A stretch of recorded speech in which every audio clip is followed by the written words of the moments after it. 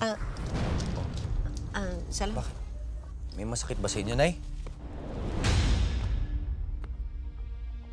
Ayos lang po, anak. Nadulas ako sa banyo kanina nung naglaba ako. Pero, Ano? okay ako.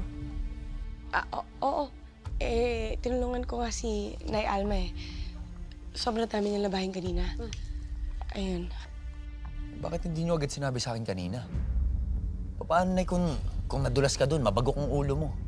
Anak, okay ako. Aksidente yun eh. Kahit saan naman pwede ma-aksidente ang tao, hindi ba? Nay, alam ko ho yun. Pero iba pa rin ho yung nag-iingat, di ba? Oo naman, anak. Yung tungkol dun sa Cebu na pag-isipan mo na ba? Pansamantala, dun muna tayo magpalamig. Masyado nang magulo dito sa syudad eh. Alam niyo naman ho, Nay, na kung saan ka masaya, susuportahan kita. At sa pa, gusto rin naman kita talaga mailayo na dito eh. Sa kaguluhan, sa mga kapahamakan. Ikaw ang inaalala ko, anak. Ikaw ang iniiwas ko sa anumang gulo at kapahamakan. Kaya salamat at pumapayag ka. Open na. Sige. Gusto mo tinapay?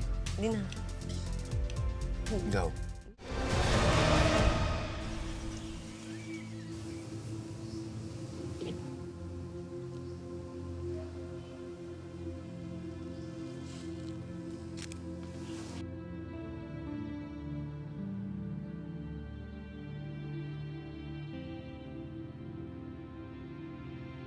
Commander,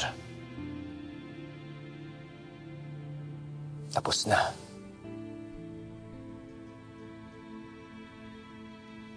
Natupad ko na yung pangako ko sa inyo na mabigyan kayo ng hustisya.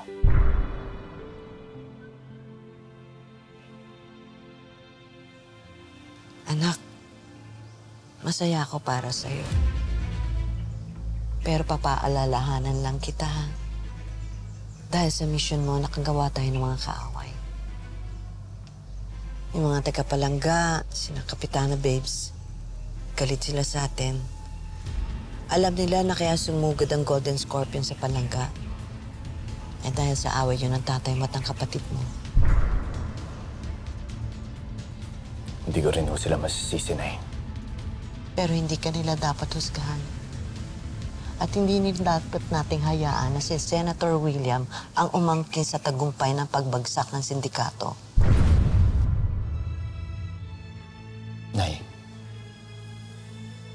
hindi na ho importante sa akin kung sino ituring nilang bayani dito.